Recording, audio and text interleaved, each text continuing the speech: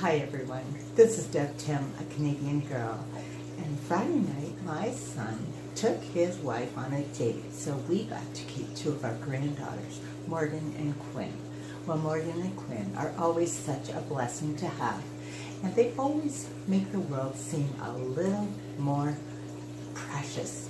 So please stay tuned and watch this video and you'll see what I'm talking about.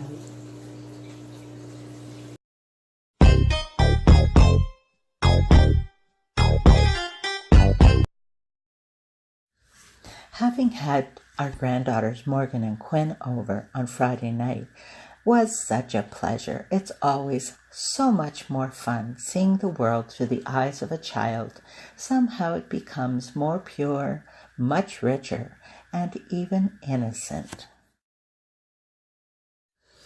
As a fish keeper, you all know that there's always something that needs doing around our aquariums, whether it's heavy maintenance work or simple feedings.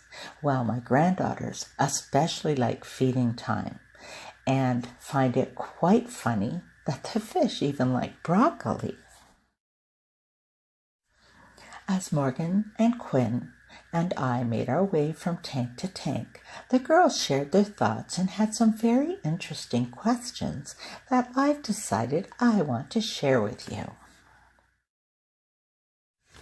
The first question I was asked was, do fish sleep? You know, I hadn't given it much thought before, but the girls never see the tank lights out, so I think they probably thought they stay on all the time. Well, yes, they do need their sleep just like we do. When I go to bed, I turn out their lights and they know it's their bedtime too.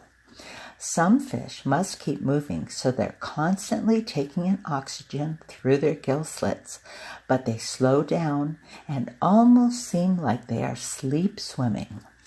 Their eyes need to be kept moist at all times, so they don't need eyelids, so you can't tell they're sleeping by looking at their eyes being closed.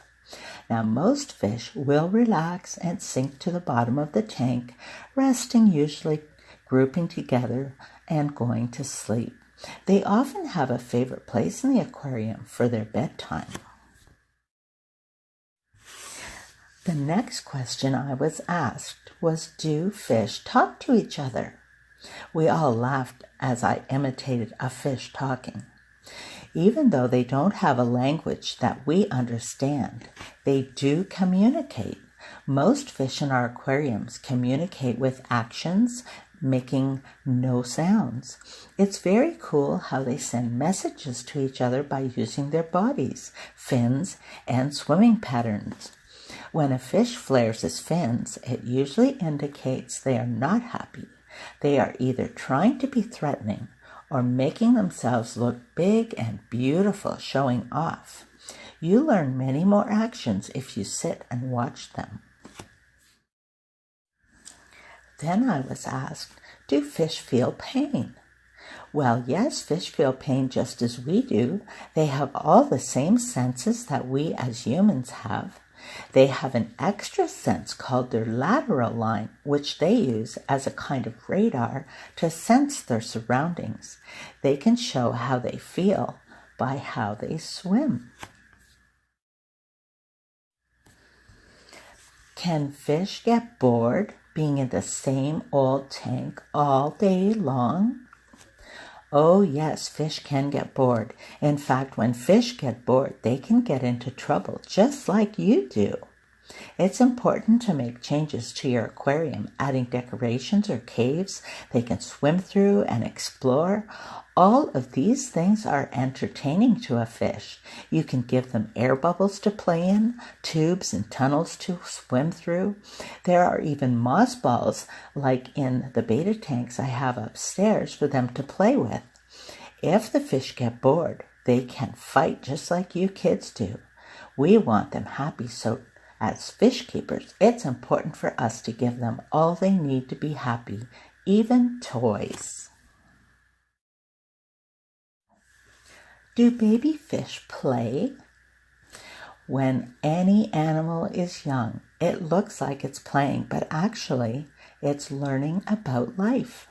Racing around makes them develop strength and agility. Hiding teaches them what to do in case of danger. Flaring their fins is how they show their colors and how big and beautiful they are.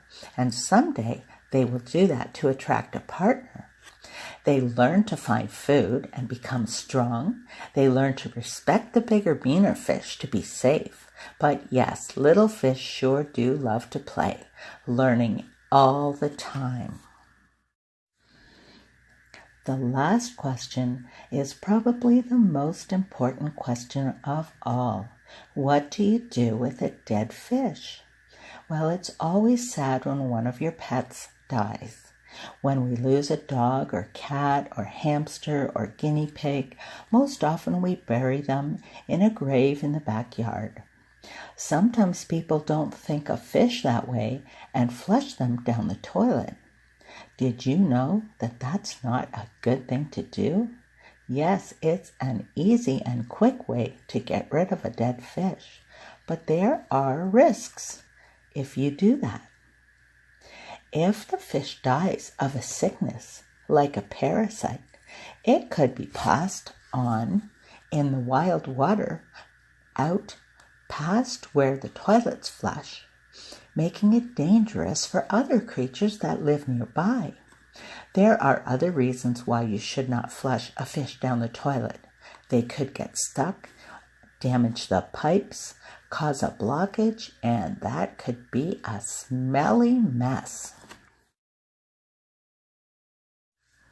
Like all of our loved pets, we should bury our fish in the garden in the backyard.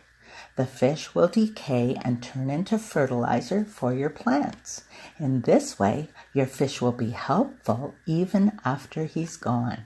You can even plant a flower or tree on the place you buried your fish, and you will always have that as a memory of a very special pet. You know, it's wonderful to share the love of this hobby with the next generation of fish keepers. Answering their curious, innocent questions is very good for us to ponder as well. Sometimes we just need to see the world through the eyes of a child to appreciate its wonder. So until next time, this is Deb Tim signing out. Thanks so much for watching. Enjoy some time with one of your little ones and your fish tanks. They make it seem a whole new world, and it's really fun to get their perspective. And I'll be talking to you soon. Bye.